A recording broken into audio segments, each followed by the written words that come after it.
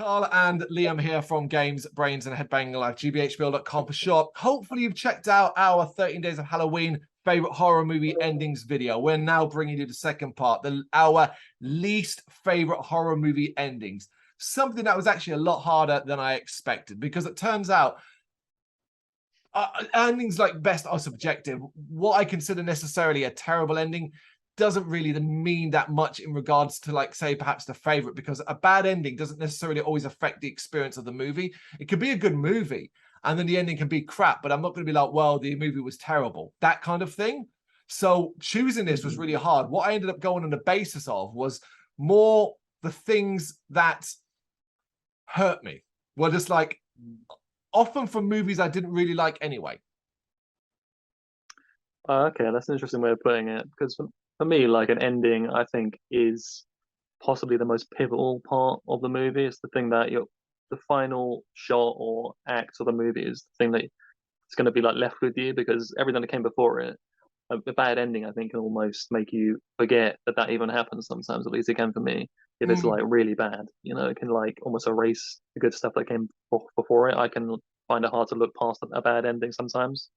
I agree with you. If it's so terrible, like so terrible, it can do that. But finding so terrible endings is actually hard. Like those kind of full-on ruins the last 90 minutes, that can be really hard. I think that's where I kind of struggle with this, because like I think if a movie had such a bad ending, it's almost like I can't even remember what the movie was now. There probably are movies that like I really hated the endings that I just cannot remember because I've just deleted them from my mind. Whereas I've just gone with some that again are like with the favorite or best ones, are ones that are probably like fairly like commonly spoken about, but we'll get into it anyway.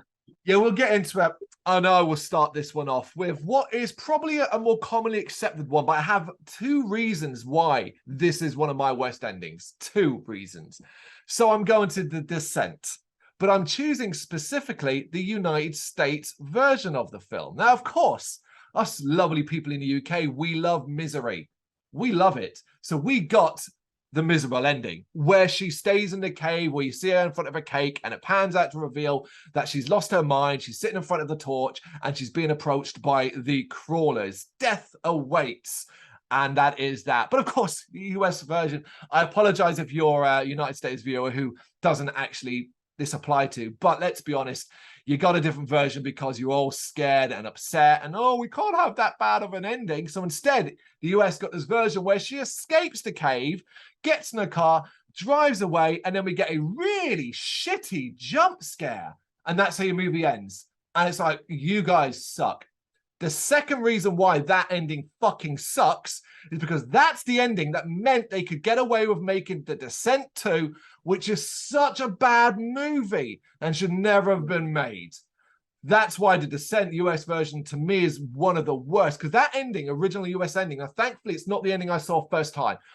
Being in the UK, we saw the miserable ending. But knowing that ending existed and seeing it, that is where that actually actively harms the experience of the film, because it's so guttural all the way through. But for that to then be used to create a sequel, when if you compare that to us in the UK, you're like, oh, so our ending is no longer canon. Just that doesn't happen. It's that shitty ending. Piss off. Yeah. When we were talking about the best endings, I was expecting maybe you to put The Descent, the British ending, in there, because again, it's another commonly spoken about. Super bleak ending. Loved it. And then they went and ruined it with the US version, where she escapes, and then like you said, became the canon ending, where they made that sequel, which was a complete retread of the same story, and they didn't really add anything, so it was pointless anyway. Yeah, I completely agree. That's terrible. Right, my first one is the Cabin in the Woods. Now, I'm not talking about This is a difficult one, because the final third of the Cabin in the Woods is probably the best part of the movie, where they make their way to the facility and they see all the different creatures that are trapped in their prisons that are released into this sort of game that people are betting on which monster's going to kill who and blah blah blah. Brilliant. And that's a really really great moment, but probably the best part of the movie. But then you're like, okay, this is all going nicely. What is this going to lead to? What is actually going on? Is it just like a bunch of rich higher ups, like a Squid Game type thing, where you got these billionaires that are bidding loads of money to who's going to survive, and then it comes down to they're doing this to appease some sort of elder gods that are, yeah, they're gods that need to be appeased through these killings and the blood sacrifices of these people. Otherwise, they're going to rise up and destroy the world.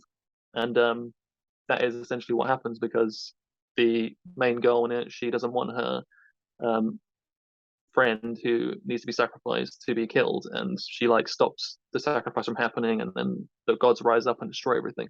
I just thought the whole idea, I mean, it was an interesting idea, I suppose, and one that you probably never would have guessed to seen coming, but I just thought it was quite a lame conclusion to overall what was a pretty good movie.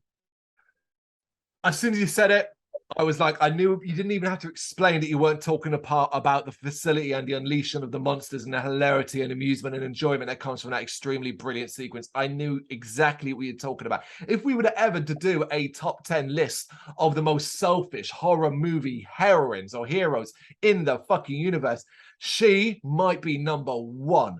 Because what fucked me off about this ending was that this film had gone down the route of playing around with the tropes, fucking with the tropes. Its entire basis was that. So how on earth did he not then stick with the idea of playing with the tropes of her then killing her friend? But in that would have been, to me, the trope is, oh yeah, of course she wants that. I won't sacrifice my friend. I'll condemn the world. Yeah. And it's like, it's just like, it makes her a horrible character. I did not like it either. I felt like it took away from the overall experience. And I didn't love Cabin in the Woods the way lots of people did. Because of that fact that you pointed out there, the final third that's all it's about. Up to that point, there's a lot to get through. You just really fixed the ending simply with that simple act, as she realizes that what they've been being put through has been sadistic and evil, but it's been a necessity because it happens to appease these gods. So technically, what the people are doing to them isn't really evil in it from a certain perspective. You know, they're kind of having to protect and save the world. So then she realizes that, and her moment of realization, she kills her friend, and the process goes on, or blah blah blah. You know, that would have made a lot more sense. That would have made her a lot less selfish. Yeah, I think number one, definitely most selfish heroine ever. Gotta be up there. Okay. Do you like The Silence of the Lambs? I do like Silence of the Lambs, yes. Do you like Red Dragon? I do like Red Dragon. Do I like Hannibal? Do you like Hannibal? No, not really. It's not that great. Okay, right. So I didn't get around to watching Red Dragon or Hannibal until maybe 2 years ago. I no real interest in really carrying that story on. I like The Silence of the Lambs. I don't love it. But eventually I got around and I watched Red Dragon. And yeah, loved it, because turns out that, yes, I do really like Edward Norton. And Edward Norton's pretty much great in everything he does. And he was great in that. Then I came to Hannibal. Then I came to Hannibal. And I got warned ahead of time. It's a bit different. It's a little bit weirder, a little bit sillier. And I was like, hey, you know what? That might be a nice change of pace from the more serious fucking tone. Oh my God, I didn't realize how sick. Well, for starters, I can't believe the rest of that movie exists outside the stuff that happens in Italy. There's your film. That's it. Everything else is nonsense. But as I watched this film collapse into itself with nonsense after nonsense after nonsense, I generally didn't think it could top itself. And then we get to the dinner scene at the very end of the movie. And while I can enjoy that in a Gorehan kind of way, I thought that was so absurd, I wasn't taking the film seriously anymore. However, that's not the ending I'm going to complain about. I'm going to absolutely complain about the final scene of this movie. That to me was just pure throw your hands up in the air and say, you know what? With these scenes, and this one being the icing on the cake, you have killed any threat or any serious threat I'm going to get from Hannibal Lecter. And I am, of course, talking about the scene where he's on the plane. And the movie ends, and we see that he's cut his hand off, and then he's opening up a lunchbox because he's got a little lunchbox of his brains and stuff like that. And the little kid goes, that looks nice. Can I have some? And he starts to share it with the kid. And I was just like, they did not just do that. They didn't just do that. That is so fucking dumb. In a movie that is beyond dumb, it almost felt like a parody. It felt like it was not, like it was shot, like the kid was off, they were out of character. They thought the scene had ended. Oh yeah, Mr. Hopkins, that looks like nice food. Can I have some? And they just left it fucking in and thought, well, that'll make him sound really sinister. Oh my God, that fucking movie and that ending, man. See, like, just described that ending, but I completely, that's one of those endings that I completely erased from my mind because of how terrible it is. But you're describing it, it's all come flooding back, man. Yeah, that is really terrible. I remember that. It felt like it was a weird attempt to try and take the Hannibal character and turn it into some kind of franchise, like a Freddy Krueger type thing. They kind of tried to make him a bit more lighthearted, not as sinister and evil and dark, and he's got jokes now, kind of thing.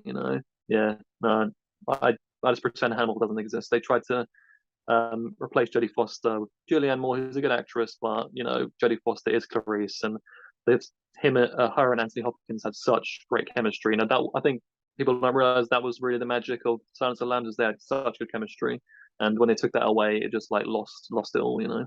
Yeah. Yeah, no, I agree. Terrible. Okay, my next one is for the movie called Lights Out. I don't know if you've seen it, but it's another home invasion film. It's I can't remember the name of the main actor in it, but I forgot his name. But it's about the blind guy who. No, that's not Lights Out. It's Oh, sorry, what's it called? Not Lights Out. I always get this movie mixed up. Lights Out's the freaking haunted one that was made from The Short, which is the light switch. Yeah, what's it called? Oh my god, I always get it's Don't Breathe. Don't Breathe. Well done. I don't know why I always get this movie so mixed up, but yeah, anyways, Don't Breathe. Actually, not Lights Out. I actually don't remember the ending, Lights Out, whatever it is. But yeah, it's Don't Breathe. Basically, it's the ending of that. And it's not the very ending of the movie, but it's basically a sort of twist that leads towards the ending of the film. Because throughout it, you follow these characters that are going to break into this blind guy's house. You find it is an veteran, and stuff like that. So you're built this sympathy for this blind guy, and you're supposed to kind of like want to see the people that are going to break into his house get their comeuppance. That's kind of clearly what the movie is trying to make you feel. Then there's a big twist where he takes one of the characters, and then do you know what happens, or have you seen it? No, I'm not seeing it now. All right, well, spoiler again. He takes one of the characters, and he basically is going to forcibly impregnate this character with essentially a turkey baster type situation. And he explains the reasoning behind it. Basically, his daughter died in a tragic car accident, and he desperately wants another child to replace this daughter that had died. So basically, it takes this character that you really sympathize with and you really are rooting for and turns him into the villain. And it just kind of ruins the rest of me from that point on. You don't want him to succeed from that point onwards. And then they made a sequel recently, which is really strange, where they kind of turned him into sort of. It's clearly they just didn't get that memo that most people felt that way from the movie, because they made the sequel where now he is clearly supposed to be like the hero type, and he's like continuing his escapades and stuff, taking down people that are supposedly more evil than him. I just thought that was just like a weird thing to have in the movie, because it really just changed a lot about the feel of the whole movie on the whole. Yeah, and I didn't really like it. That's a movie that starts with the ending, isn't it? Am I right? Yeah, if my memory serves correctly. Yeah, I think I started watching it. I wasn't too up for it because I had no real interest in the plot. And I think I started watching, and I think I was in a bad mood. And once movies start with the end, and pretty much ruined, then what's the point of getting invested in everybody if I know what's going to happen to them? I turned it off and never went back to it. There's some good stuff in there. Yeah, there is some good stuff in there, and the whole concept of him being blind and his hearing being set, another senses being heightened, and someone breaking in, like they fuck him at the wrong guy type of thing, is like a good aspects to it, but like that just kind of like ruined his whole character, and yeah. Yeah, it doesn't sound good. I don't really fancy that at all. I hate the idea of I'm always a big fan, actually, sometimes that you can have a baddie, so to speak, as it were, but have almost honorable reasons. A good fucking heel, basically, when you can agree with, even if their actions are over the top and not right. Yeah, that's fair. Basting. All right. How good is the original ending of Poltergeist? The house disappearing into nothing, incredible stuff. The final shot of the family going to the motel, and then him throwing the TV out or pushing the TV out on it, and that's how you end. It's very, very brilliant stuff. It's spectacular. It's a moment. Of course, then we would get to one of my most hated endings. It is Poltergeist 2, The Other Side. I could have done Poltergeist 3 as well here. But Poltergeist 2, The Other Side, a movie that wanted to do the rule of bigger, bolder, and better, and achieve that in spades. I will defend Poltergeist 2, The Other Side's horror elements to the hilt. Reverend Kane is iconic. There are great scenes, great fucking movies, but that movie is a fucking mess, and doesn't it end in one? Because its ending amounts, and it's a double ending, so I'm going to do the actual ending plus the final scene, because they both fucking suck. So the finale of them being in the other world, floating in horrible CGI space, getting attacked by ugly looking CGI monster defeated by the power of love. Oh, Oh, that's so fucking cheesy. You know, and I realized that was an aspect of the original, but it wasn't so literal. It wasn't so literal. This is literal. It might as well be shooting fucking laser beams out of their eyes of hearts going love, love, love, love into the monster. It fucking sucks. Right? yeah. That's a problem. But Yeah. then, because apparently some genius thought, you know what, we can end it even on a lighter note. As they get out from the place, they come out and they give the car to Taylor, and Taylor drives off it. And then they hear the voice of Robbie going, well, Dad, how are we going to get home? And then the dad, he ends up running after him going, Taylor, we need the car. And you might as well have had sitcom music, bow, bow, bow, down, down, you know, like that, like fucking Frasier music playing. It's so fucking embarrassingly cheesy. So the last 15 minutes of Poltergeist 2 is awful, like so damaging that it will affect a lot of the good stuff in it, which is before that a lot of good stuff. Fucking hell. Yeah, man, you sound very passionate about that one for sure. And I haven't seen that movie again for quite a number of years. I think I just always remember like the Reverend Kane's like performance, like so it's iconic, you know, and I remember his scenes, but then I just don't remember much past that, and I think I know why. one of my least favorite things in any movie ever is the cheap get out of any situation by using the power of love as defeating evil. It's just like the most easy, and it's used so much. It's so commonly used, and like it's just such a cheap cop out, you know, to use that. Yeah. Do go back and rewatch it if it's been a while, because it's Been a while. it's an experience. Although it's not one of my top 5, I just want to quickly throw in, because I mentioned it, Poltergeist 3 also has a horrendously bad ending that amounts to, oh, none of this matters, I'll just do it, which is the character of Tangina going to Kane at the end of that movie. Oh, I can take you to the other side. And it's like, why didn't we do that in the first film then? Oh, because you're now, yeah. Anyway. Calm down, man. It's over now. Okay. My next one is from the movie 28 Days Later. That never might surprise you at all. But I think when everyone thinks of 28 Days Later, they think of Cillian Murphy and him waking up in hospital, exploring London that's been completely like abandoned, and going in the supermarket, meeting the people, and like that whole scenario. But then the final third and act of the movie, I've never been a big fan of it. The bit where they meet the soldiers, and then it turns into this whole thing where the soldiers want to take the two female characters and essentially rape them to try and replenish, you know, society or whatever. You know, they're gonna just use them for that purpose. And then it's the whole a scene of Cillian Murphy just like running around outside this complex like a madman, killing soldiers and stuff like that. I just never really was a big fan of it. It like completely, I think it's really at odds with the first half of the movie, and they clash quite poorly. And I just, yeah, never really was a big fan of that whole complete, like final third ending type thing. Fascinating. It's a great choice, but here's the thing, right? I disagree. It was on my best. No way, really. Yeah, and purely because of I felt like the film needed a tonal shift. And I personally love the idea. It's not so much that they want to replenish, it's more the fact to keep his unit in line. He's promised them women that these men will get to have their way with. That to me is a level of darkness that it's that whole humans are more monstrous than the monsters. The monsters are just doing what it's instilled in them, whereas the humanity of it, I do think it can be quite jarring at times, but I really am a huge fan of how it's shot at the end, where Cillian Murphy is going on that little bit of a rampage, and the terror and the fear of the lights being off really resonated with me. Do you know what? Where it loses it for me is actually the happy. Now, obviously, famously, 28 Days Later has several different endings. But the one we're all accustomed to is them waking up in the cottage, all being alive. Apparently the dead, the infected are dying off, starving out, because they're not zombies, they're infected. And then they see a plane and they do the whole help sign and think they might be saved or might be rescued and stuff like that.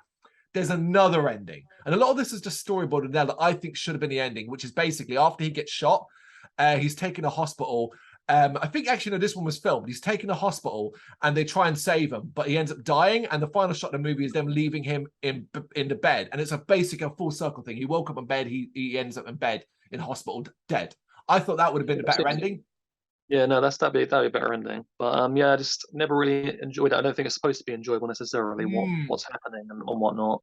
But yeah, just I think like you explained it in a way that's quite interesting, and the symbolism of like how he is acting by killing the soldiers is almost, reminiscent of how these monstrous like rage-induced creatures are acting. So he's kind of like who is the monster here? So that's quite an interesting way of looking at it. I do Yeah, like that, but I it's just like don't think it's like it is. I just think it's quite a tonal shift, even though that maybe tonally it's not necessarily bad. I just don't think that like it. Yeah, it's that like enjoyable of like a watch at that point. It kind of just becomes a bit messy and like jarring. But the filming and of the scenes and stuff are just like a bit headache inducing.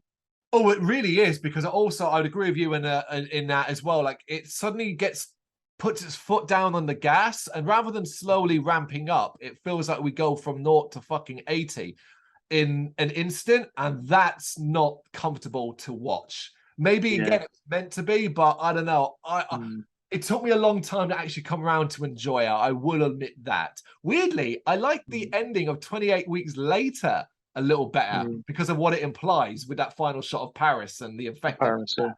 Which we've never ever seen a continuation to that final shot. Unfortunately, maybe one day we'll get 28 years later. I don't know, 28 months later. I think it's too long now for 28 months, but they can still do it. It is fun to go back and watch 28 weeks later, though, and see people that are massively famous now in very minor roles. Idris Elba, the guy that plays Hawkeye. Oh yeah, yeah. He's the helicopter pilot, isn't he? In the Yeah, in the yeah. movie.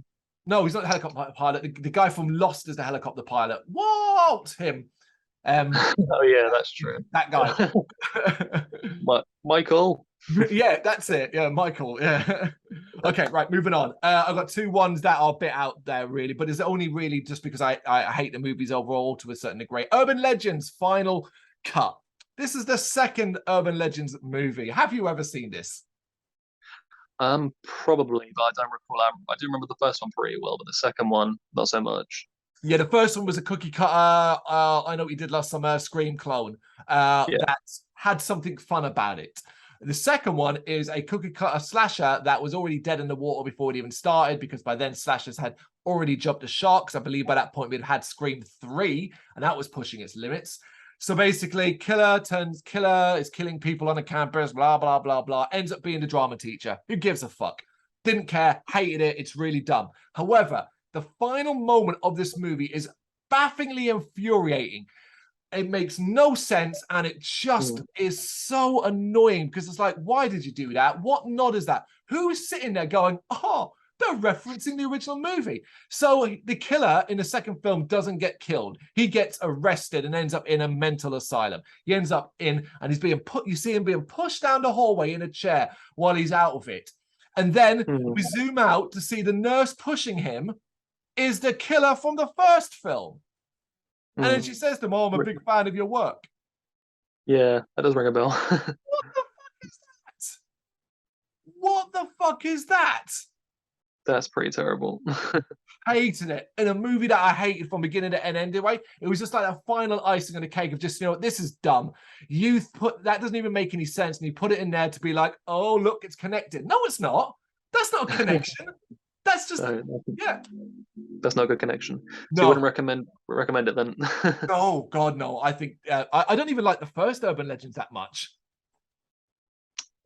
Okay, this is quite an interesting one, and it's kind of, I guess it's a little bit debatable whether or not this is, you could consider this definitely a horror movie, but it Mm. has horror movie aspects to it. But it is the M. Night Shyamalan movie, which I'm sure you're surprised to hear that name, but it's Signs.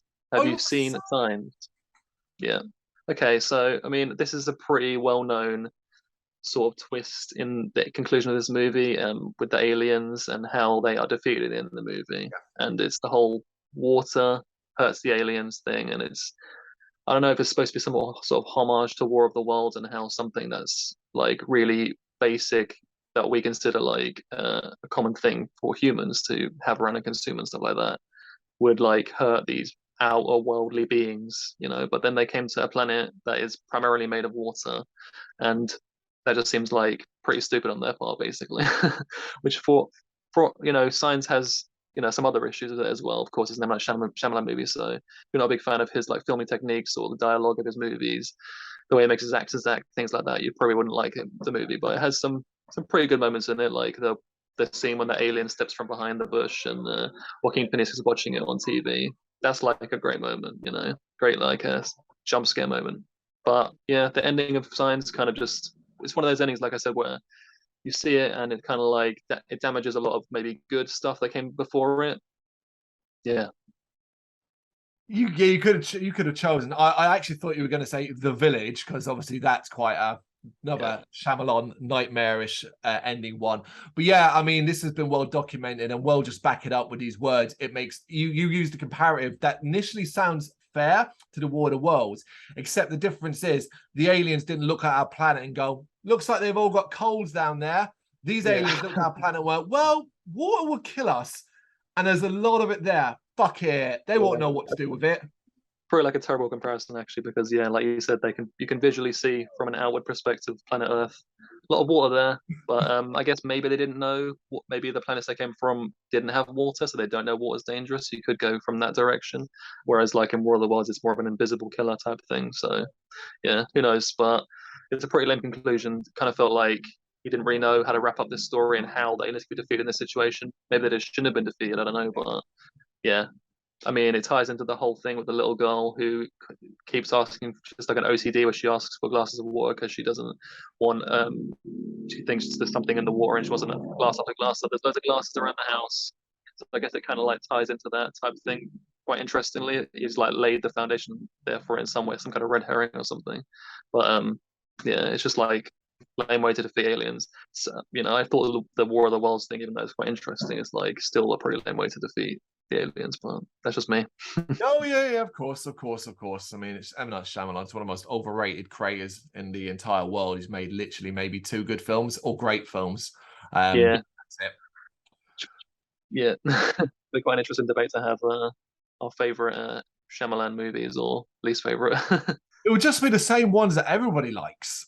Sixth Sense and Unbreakable. That's it. I mean, talking of Shyamalan quickly, and let's not go too deeply on it, but when we went on to the best, I'm surprised neither of us could have gone down the whole Sixth Sense twist. That'd be quite like an obvious one to put in there. It's a great twist, obviously, admittedly, but it's once you know it loses its impact. After you've watched it a second time and then noticed all the visual cues as well, you kind of can't watch it. Plus, it's been parodied to death, man. Yeah, no, that's true. That's fair. It's like one of those ones you just don't want to talk about because you're just so sick of hearing about it, kind of thing. That's it. Yeah, I don't know if I'll ever watch that movie again. Fair enough. Okay, then my last one then, and it's not really an ending. It doesn't actually have an ending, which is why I think it's so fucking terrible. It's hilarious, and it is the original Children of the Corn. So this is a Stephen King adaptation that has varying degrees of enjoyment to terribleness. It is a bad movie, but in a way that sometimes it's fun. I dare say it's a so bad it's good movie to a degree, purely because it's got some lines in it that I still quote today at my wife. She's never seen it, so she doesn't get it. One of my never seen it? No way. You gotta make her watch it, man. It's a good time. Anytime I hear anybody use the word Outlander, I immediately follow it up with "We Have Your Woman," because it just kills me. Oh my god, I love that shit, man. Yeah, that's good shit, man. I love that as well because I just gotta quickly say, like, wow, that's hilarious. Because when he's shouting that, the main guy, he's like in some basement, like really, really far away, so he cannot hear anything this guy is shouting at him. The entire Malachi, he's like shouting really at the top of his lungs to try and like tell him he's got his woman. And he's not responding or anything. It's because he literally cannot hear him. He's so far away. It's just hilarious him shouting it. Oh my god, yeah. Oh, it's got moments like that are just genius. But fuck me, does it end in the most lackluster way? Of course, famously, He Who Walks Behind the Rose is a really ugly CGI cloud thing, and I can live with that. Although, again, there's some comedy as Isaac gets launched into the air like a fucking goofy character. It's so fucking hilarious, man.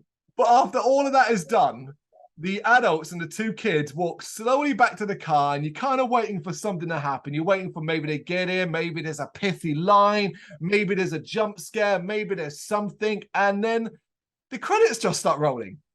up the screen, across them still walking towards the car. And you're like, oh, is that it? And then it fades to black, and you're like, oh, wow, you literally didn't have an ending. You didn't know what else to do. You were just like, fuck, roll the credits, done, go home, everybody. You didn't even tell the actors this was the end. They carried on bloody playing the roles. Hell. I mean, if you can't think of nothing good, maybe just cut your losses at that point. You know, they delivered so much gold before that point. I think they just were like, that's it, just end this. Because I mean, I don't know how. I don't know what. I haven't read the book, obviously. I know it's quite a short story, isn't it? It's quite a short one. Yeah, So yeah, it's a short story, yeah. yeah, so I don't know what kind of ending that has, if it's similar or whatever. But yeah, no, I just watched that movie as more of like a comedy because it truly is. I've always enjoyed it because of that aspect of it. But yeah, that is to not even actually like you got to try and conclude everything that's happened, and you know you can't, there's just nothing there. As you don't know what happens to the characters next or where it leaves them or anything. So yeah, that's pretty damn terrible. I would have I ended it agree. this way. Keep them with Yeah. the cheesy thing. I would have had them getting into the car. When they sit down, Linda Hamilton character goes, oh, as if she's sat on something. She reaches underneath, pulls up an ear of corn, and says, I've had enough of corn. I've had enough corn to last me a lifetime. And then we end. So you get a cheesy line, a cheesy bit, and that's it. Even better, she unrolls the window, throws it out, and then Isaac he catches the corn and then bites it and then like looks really sinister at the screen as it slowly fades to black. That's what I would have done. But Yeah. you know, we just written a better ending than they could come up with. I mean, maybe that's what they thought, and they were like, "No, that is complete garbage. Let's just put credits." Yeah, and I don't know. All right, okay, final one for me. Okay, it's for the 1999 classic, The Haunting, that I'm sure we all love so very much. I hate this movie. All right, this movie has so many problems, but I've got a review on the site. It's well documented, but essentially, it's just the whole good ghost idea. I'm not a big fan of that in anything. I just don't like that at all. That might be the reason why I don't like the final act of this movie because that's the direction it goes, and I just think it's just really lame. And the actual ending of the movie is just super abrupt and rushed. The house just starts collapsing, and it all just happens so quickly. It leaves little explanation about what had even happened and what the whole point of it was. And yeah, it's just bad. I don't even remember the ending. I've seen The Haunting. I remember so many bits that are quite significant in it. The problem is what happens now is I get confused in my head of what is The Haunting and what is Scary Movie 2.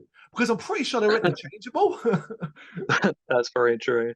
Yeah, it's not great. uh, that's it basically. That's my five. It's a good five. That was quite funny. What do you reckon? You agree with our choices? If you've got some of your own, you know what to do. Let us know in the comments. Thank you very much for watching. If you liked what you saw, please help us out by giving us a thumbs up and hitting that subscribe button.